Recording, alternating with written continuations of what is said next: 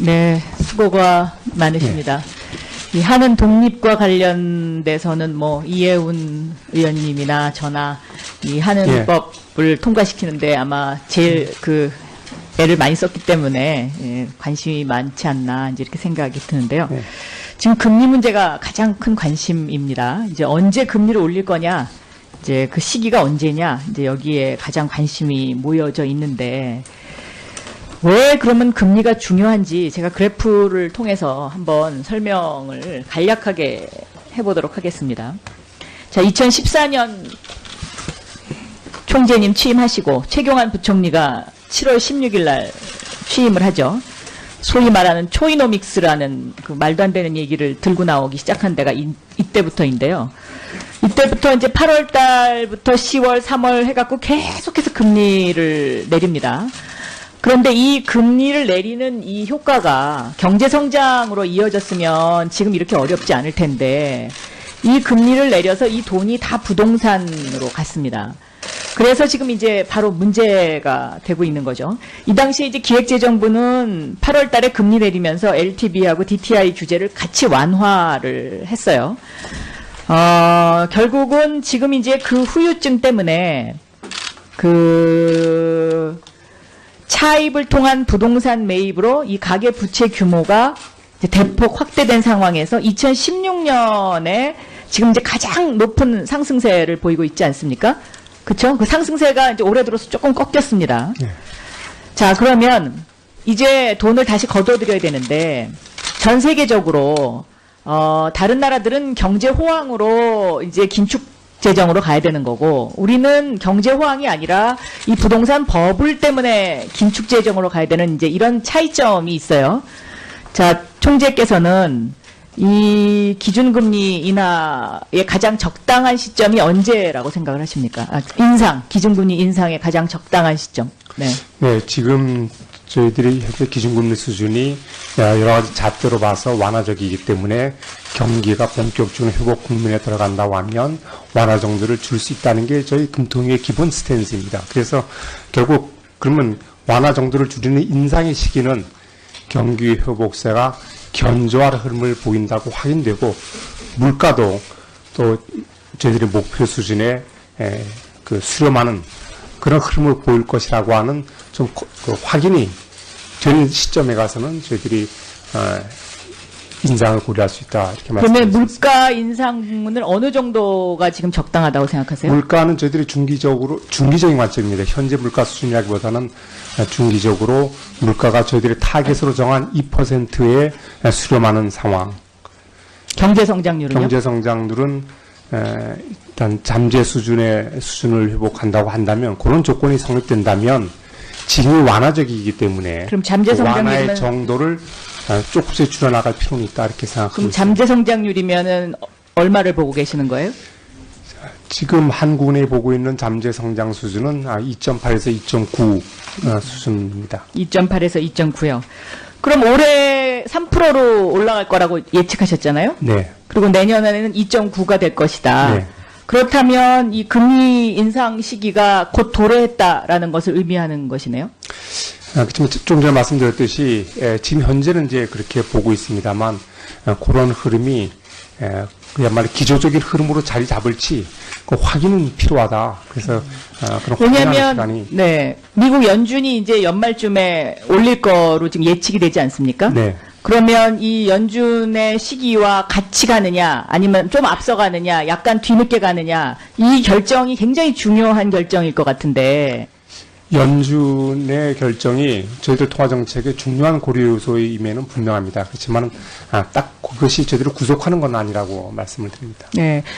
자, 이 그래프를 한번 또 보십시오. 그러니까는 예를 들면요, 전체 대출 그래프고요. 이게 그래프 좀 내주세요. 자, 전체 대출 그래프, 대출의 증가율 그래프입니다. 2013년, 14년, 15년, 17년.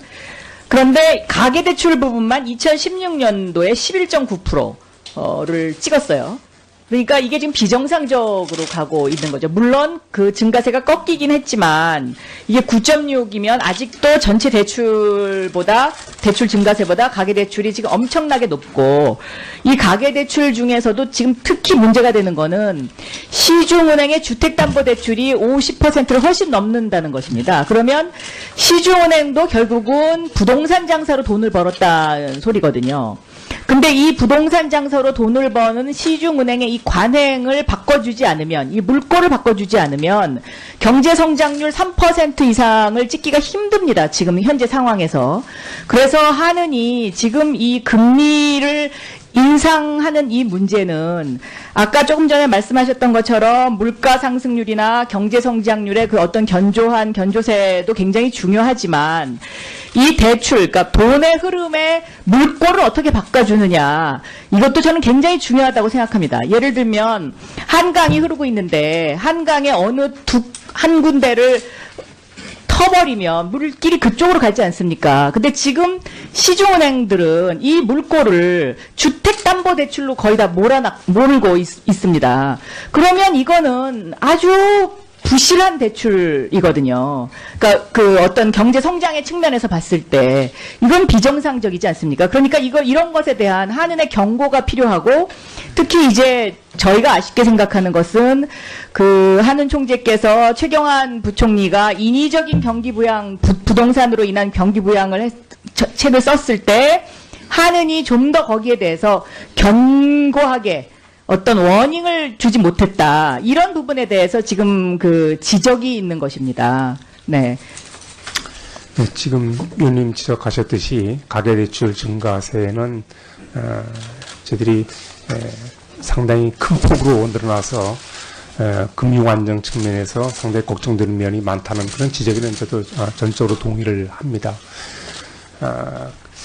그래서 저희들이 지금 그 정부에서도 이런 데 대한 문제점을 인식해서 그 사이에 많은 노력을 해왔고, 곧 금년간 또는 은행의 리스크 관리를 강화하는 차원에서 가계대출에 대한 좀 억제라고 할까요? 그것을 좀 이렇게 소위 가계대출 리스크를 관리하는 그런 대책을 곧 내놓을 예정으로 있습니다. 그래서 앞으로는 좀 그 증가세가 좀 둔화될 것으로 기대를 하고 있습니다. 그리고 저희들이 지금 아까 위원님께서 지적하셨듯이 이제 그래프에서 보시면 한국의 우리 은행의 금리 인하하고 그 당시 이제 경제부총리 취임하고 사실상 거의 일치하는 점이 있습니다.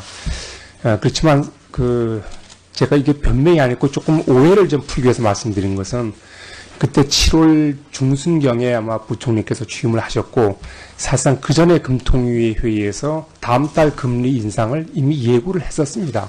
저희들이 부총리 취임 후에 거기에 따라서 한 게 아니고, 그때 여러 가지 상황으로 봐서 금리 인하가 필요하다고 해서 부총리 취임 이전에 이미 메시지를 보냈고, 그 다음에 8월 달에 저희들이 금리를 내리면서 정부의 어떤 LTV, DTI 완화에 대한 상당히 우려를 저희들이 공식적으로 표명한 바가 있습니다. 그건 의사록에서도 확인하실 수 있습니다.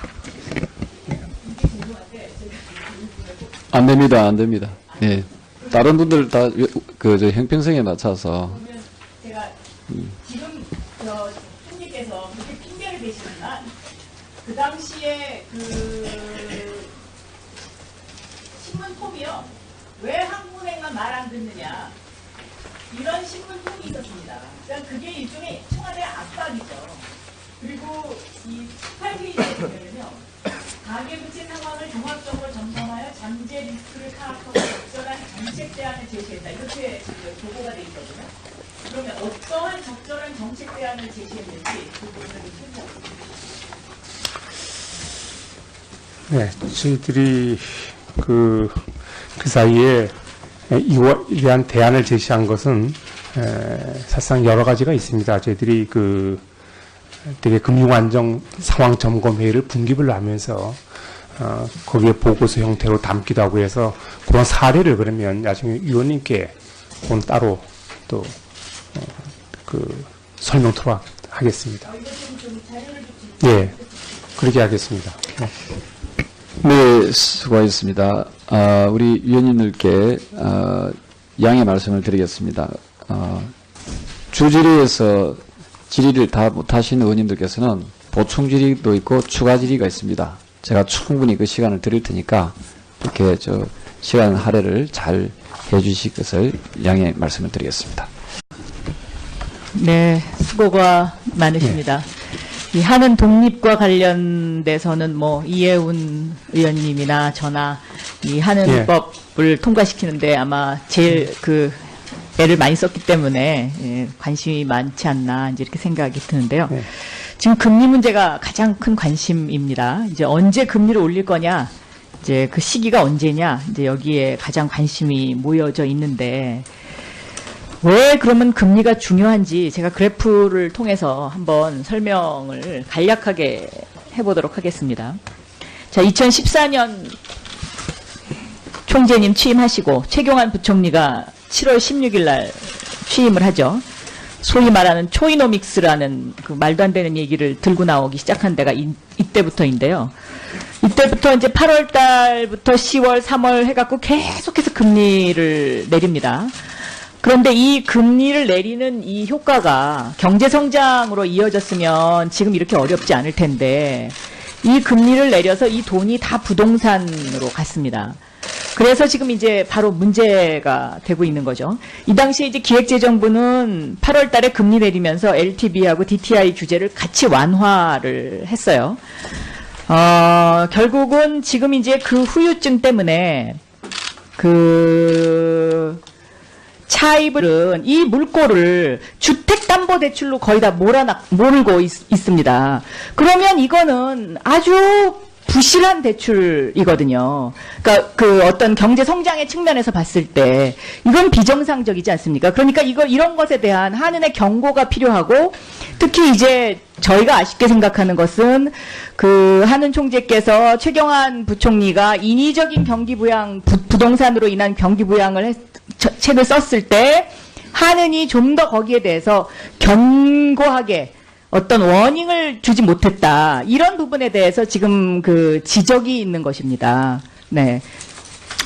네, 지금 의원님 지적하셨듯이 가계대출 증가세는 저희들이 상당히 큰 폭으로 늘어나서 금융 안정 측면에서 상당히 걱정되는 면이 많다는 그런 지적에는 저도 전적으로 동의를 합니다.